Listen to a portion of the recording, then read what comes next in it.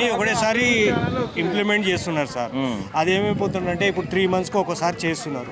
ఏమి every month చేయండి sir. దానికి ఒకటేసారి తమ్ ఇంప్రెషన్ సరిగా పడతలేవు, సర్వర్ ఏమో సరిగా పనిచేస్తలేదు, స్లో ఉన్నది. అన్నీ వాళ్ళ ప్రకారమే చేస్తా అంటే ప్రజల మీద ఎంత ప్రెషర్ పడుతుంది. ఇవాళ నేను లీవ్ తీసుకొని వచ్చిన, ప్రైవేట్లో ఇవాళ రేపు జాబులు సరిగా లేవు. అయినా గవర్నమెంట్ ఏంది ఇంతగానం ప్రజల్ని ఏడిపించుకొని తినడం. అసలు వాళ్ళు వచ్చి లైన్లో నిలబడితే తెలుస్తుంది. ఇప్పుడు మన రేవంత్ రెడ్డి గారు ఉన్నారు, ఆయన పోయి లైన్లో పోయి రేషన్ తీసుకొని వచ్చిండ ఆయన జీవితంలో ఎప్పుడన్నా తెచ్చిండా? మా బాధలు అర్థం చేసుకుంటలేడు ఆయన. ఇప్పుడు నేను జాబ్కి వెళ్ళి ఒక్కొక్క ఫోన్లు వస్తూ ఉన్నాయి. ఏం చేయాలి దానికి? ఆయన నాకు జాబ్ పెట్టిస్తాడా? లేవు. ఏమనంటే చేతులు లేపేస్తారు. ఎందువల్ల? ఇప్పుడు లైన్లో వచ్చి నిలబడ్డా సార్. మార్నింగ్ 6 o'clock వచ్చి నిలబడ్డా. 6 నుంచి ఇప్పటి మటుకు నుంచి ఇక్కడ వరకు వచ్చింది. ఓకే, సరే. మీరు అన్నారు కదా ఇందాక, ఏం చేయాలి మరి దీనికి సొల్యూషన్ ఏంటి? మీరే చెప్పండి. సొల్యూషన్ అంటే ఒక ఆన్లైన్ ప్రకారం చేస్తున్నారు. ఓకే, తమ్ ఇంప్రెషన్ 3 in 1 చేయండి సార్. ఆడ తమ్ము ఒకటే పడుతున్నది, 2 ప్రాబ్లం అవుతున్నాయి.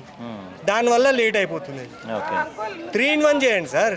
ఇప్పుడు ఏదైతే ఒకటి తమ్ముతో 3 నెలలు పెట్టేసేయండి, ఈజీగా అయిపోతుంది కదా. లేదు, అట్లా చేయడం లేదు. చేయాలి కదా.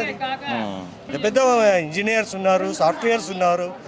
1:3 పెట్టండి సార్. ఒకటే తమ్ము పెట్టేసేయండి. దానికి ఆలోచించండి గవర్నమెంట్. ఒకటేసారి ప్రెజర్ వేసేసింది. 3 నెలలు ఒకటే తీసుకోవాలి, లేకపోతే కాడు భయం చుట్టుకున్నారు అనమాట పబ్లిక్లో.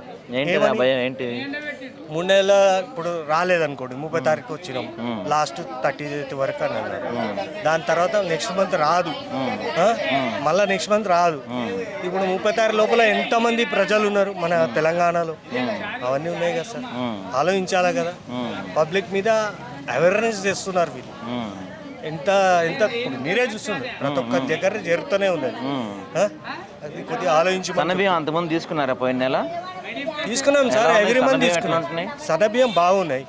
దానికి ఏంటండి కొద్దిగా మెత్తగా అవుతాయి. మెత్తగా పోలిస్తే బాగానే ఉంటుంది. అంతకుముందు ఇచ్చే బియ్యం సార్ దొడ్డు బియ్యం బాగున్నాయి సార్. సన్నబియ్యం కన్నా దొడ్డు బియ్యం బాగున్నాయి, మంచిగా వితౌట్ పాలిషింగ్ ఉంటే బాగుండే. సన్నబియ్యం అంటున్నారు, అది వండితే మెత్తగా అయిపోతుంది. ఓకే, ఎగ్జాంపుల్ చూపించమంటే చూపిస్తాం, అట్లేం లేదు. అవే బాగున్నాయి. దొడ్డు బియ్యం చాలా మంచిగా ఉన్నాయి సార్, హెల్తీగా ఉంటాయి. తినేవాళ్ళు తింటారు, తినని వాళ్ళు తినరు. దాని గురించి ఇది చేయాలి సార్. కొద్దిగా మీరు కూడా కవర్ చేస్తున్నారు, మా ప్రాబ్లమ్స్ అర్థం చేసుకొని మీరు రేవంత్ రెడ్డి దగ్గరికి తీసుకెళ్ళండి.